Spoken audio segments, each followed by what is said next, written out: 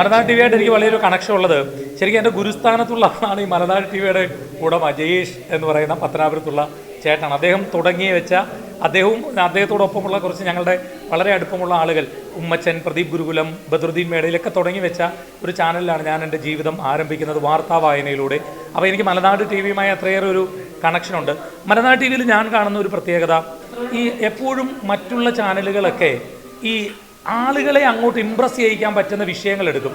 അതായത് ഒരു ആളുകൾക്ക് ഇപ്പോൾ ചെറിയൊരു ഇത്തിരി ഞരമ്പ് രോഗമുള്ള ആളുകൾക്കൊക്കെ ഇഷ്ടപ്പെടുന്ന രീതിയിലുള്ള ടോപ്പിക്കുകൾ എടുത്ത് ചർച്ച ചെയ്യുമ്പോൾ മലനാട് ടി വി മാത്രമാണ് ജനങ്ങൾക്ക് ഉപകാരപ്പെടുന്ന, ജനങ്ങളെ ബാധിക്കുന്ന, ജനങ്ങൾക്ക് വേണ്ടിയ കാര്യങ്ങൾ, അത്തരമുള്ള സബ്ജക്റ്റുകൾ എടുത്തിട്ട് ചർച്ച ചെയ്യുന്നത്.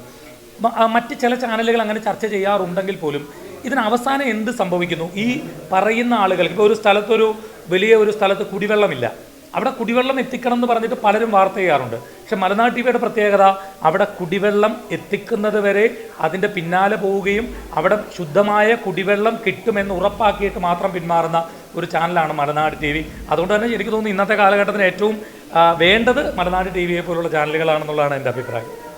Thank you so much.